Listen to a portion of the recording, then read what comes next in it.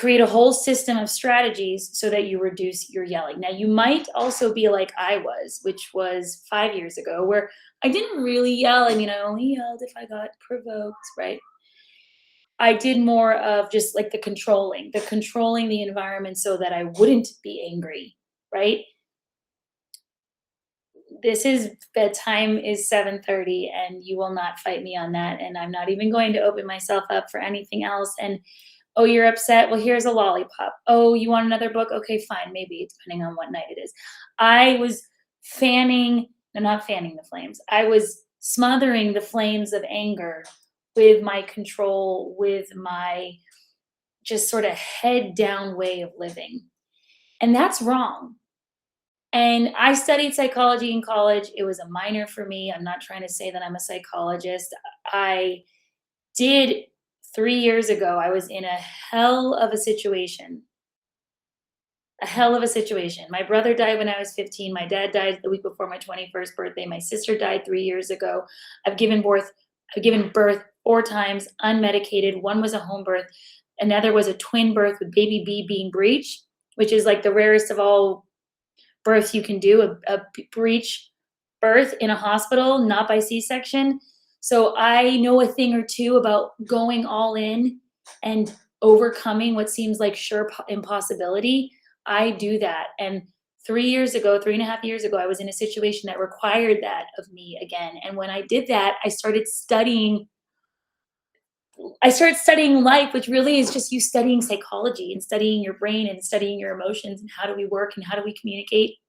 And what I discovered is I was doing life all wrong. And it's not that I didn't have everything I needed, because I did. Deep down inside me, I knew that I didn't find jokes about certain people funny, and I would still laugh along. I didn't really enjoy people gossiping, but I would laugh along. I would gossip myself, but I never really felt great. So there were these moments in my life where I was doing things that didn't feel great, and I still did it. So as this big thing happened to me 3 years ago, I learned I had to live an entirely new, different way of life. That was kind of easy to do with birth, right? It's just this one contained time of life, really just the labor in many ways. And I conquered it. I mastered it. Okay. I did it. But this was about me mastering the way that I relate to myself, the way that I connect to myself, and the way that I connect to others. Right. So it's the connection with myself, it's the connection with another person, and then it's how that connection scales out into a big relationship. And what I discovered is suppressing your emotions, suppressing your feelings, operating as much of your life on autopilot, especially when you don't even know what you're automating, is not the way to live. So I had to really peel back, like peel it way back, and like peek inside me and see what I was made of. And I really wasn't made of much. Again, even though I've done all these things and I've experienced all this tragedy, and look, I've earned a ton of money in my career, and I've done a lot of great things, and I live in a wonderful house. Like, I get it. I have a lot of good stuff. But I'm talking about feeling stuck. And by the way, there's a lot of people in this world who are feeling poor, poor of mind, poor of emotions, poor of wealth. There's been a UBS study of, and I don't know the specifics, but I think it's up to $5 million in dollars. People with up to $5 million in the bank don't even feel rich. They're still cutting coupons. They don't feel like they can actually spend the money the way they want to, which, by the way, like, why? Why do we even need to spend so much money? But I agree. I don't want to have a poor mindset. And when I really got looking at myself, I do have a poor mindset, which was showing up by having to control other people because I didn't want anyone to upset or tip the apple cart. I mean, I was doing the laundry and the dishes and all of this stuff. I don't even know why I was doing it. It's like I was a machine doing it. And I didn't complain about it, not out loud, maybe in my mind. Maybe it wasn't even a conscious thought. I just, it's all the way back here. Either way, when you peek in, you're peeking in everywhere and you're doing the real work. I mean, I was journaling twice a day, sometimes 3 times a day. I took basically a sabbatical from work without really taking a sabbatical from work so I could read constantly. I read 42 books in 18 months. That's a lot of books. And I didn't just read the books. I actually, did all the exercises in the books. I would be I would be on doing workshops at 1 a.m. in the morning. I mean, I've done a lot, okay? So take it or leave it. You've decided by this point whether you're going to listen to me or not. But I'm telling you, yell at your children. Yell at them so you can know what's going on with you. Yell at them so you can bring to the surface the stuff that you're suppressing and you're pretending isn't there. Because when you say to your child, get in the car now, yes, we're leaving, I'm sorry, that's the way it goes, you're frightening because your tone is telling you, do this or die. Your facial expressions is apathetic. Your words are maybe right, maybe. But what are you trying to do at the end of the day? You're trying to control someone and get someone to do something that you want that fits your schedule. Like, I need to get to this place by this time, and you're getting in the way. Okay. Yeah, I get how frustrating that is, except the only solution is not you controlling the person in front of you.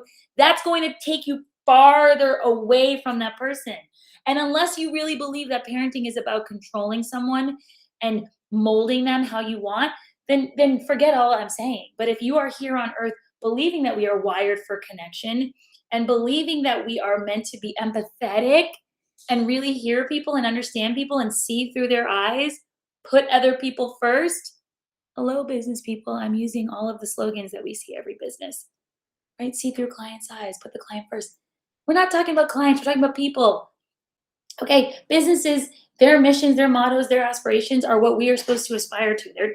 They're telling us if we had our shit together as well as a business, that's what we would act like. That's what businesses are supposed to do. Okay, we are supposed to be here to connect with other people because in connection with ourselves, meaning we're aligned with who we want to be and how we want to act, and we're not acting all crazy and just like whatever our emotion tells us to do in that moment.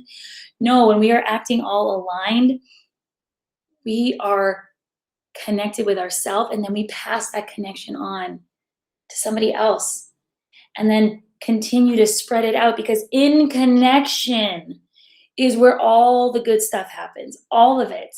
It's where you can learn, it's where I can take risks, it's where we can come together and see each other and belong.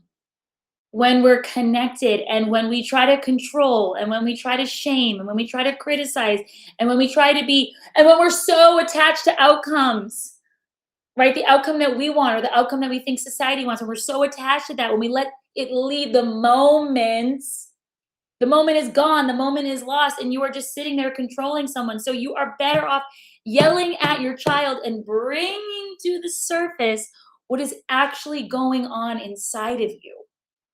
Because now you've daylighted it. You've daylighted your anger. You've daylighted your controlling thoughts. Now you can do something about it. Now this person can hold you accountable for it. I yell at my children. I mean, I don't like it. I just yelled at them. I don't know where they are. I just said, well, hey, you want to go on vacation? We need to get disciplined here. Let's go, people. I'm going to have to apologize for that, by the way. But if this was before, I probably would have just done the work for them. You think we talked about responsibilities in this house or chores or any of that crap? No, because if I was to bring that up, I'm going to be met with resistance. And what is resistance really? It's disagreement. And what is disagreement?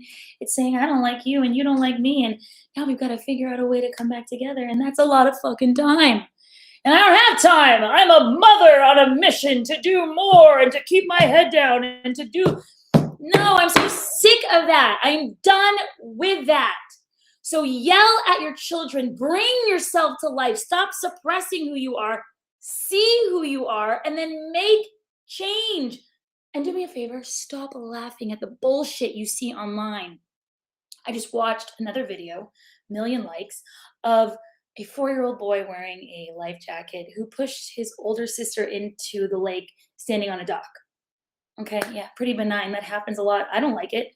I'm certainly going to have a conversation with my child later about it.